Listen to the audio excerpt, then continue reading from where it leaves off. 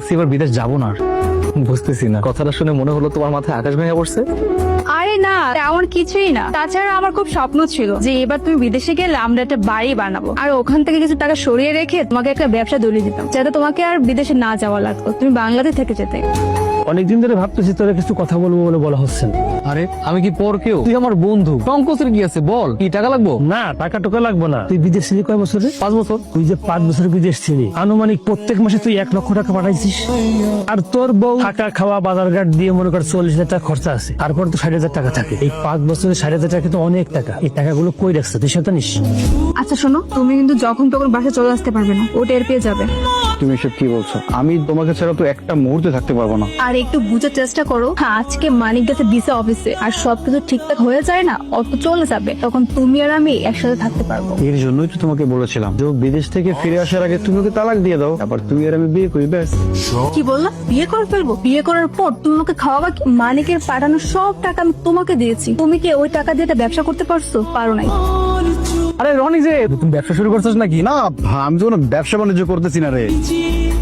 ব্যবসা করস না তাহলে নিশ্চয়ই তুই চাকরি পাইছস। সরকারি চাকরি নাকি বেসরকারি চাকরি? বেতন কত? আমি সরকারি চাকরিও করি না, বেসরকারি চাকরিও করি না। তোর থেকে আমার সূত্র জানতে হইব। কিসের সূত্রে রে? বুঝতে পারতেছস না? এই যে তুই ব্যবসা করস না, চাকরি বাদা করস না, তারপরও দেখ তুই সাহেবের মতো ঘুরে বেড়াইতেছস, বাইক নিয়ে ঘুরতেছস, আর আমি বিদেশে গিয়ে এত খাটাখাটি করতেছি, তারপরও দেখ আমার কোনো উন্নতি হইতেছে না। কত সূত্রটা কি? খাজানা পাইছস? মুক্তদম পাইছস নাকি? হ্যাঁ, ধরা খেয়ে গেলাম, চেষ্টা করতে হবে। আরে কি লো, কথা কস না কেন? মুক্তদম পাইছস? মানুষেরও কপাল আর আমারও কপাল। আবার কি হলো? ওই যে রনি কাম কাজ কিছুই করে না, কিন্তু দেখো ওর কাছে কারি কারি টাকা, বাইক নিয়ে ঘোরাফেরা করে, বাপরে বাপ, বিলাসবহুল জীবনযাপন করে। আর আমি বিদেশে এত কষ্ট করছি, মাথার ঘাম পায়ে ফেলছি, অথচ দেখো অভাব অনটন লেগেই আছে। আমার নিজের কোনো বাড়ি নাই, ভাড়া বাড়িতে থাকি। রনি কি কিছু করে? হ্যাঁ হ্যাঁ। না, ও কিছুই করে না। ওর সাথে আমার কথা হয়েছে, কিন্তু ও এতগুলো টাকা কোথায় পাইলো? তুমি কি কিছু জানো?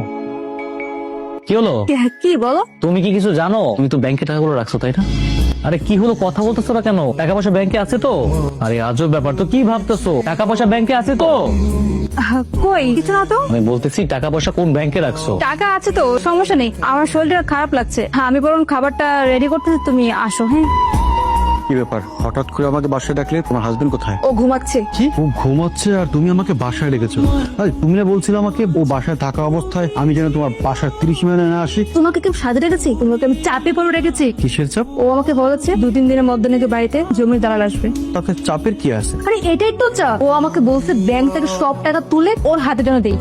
কি হলো, তুমি চুপ কেন? কিছু বলো। তুমি বরং একটা কাজ করো, আমাকে খুব শীঘ্রই কিছু টাকা ম্যানেজ করে দাও। তুমি কি পাগল হয়ে গেছো নাকি? হ্যাঁ, এতগুলো টাকা আমি কিভাবে ম্যানেজ করবো? তা আমি এখন কি করবো? শুনো, তোমাকে আমি ভালোই বলে দিচ্ছি, তুমি আমাকে খুব শীঘ্রই টাকা ম্যানেজ করে আমাকে দিয়ে যাবে।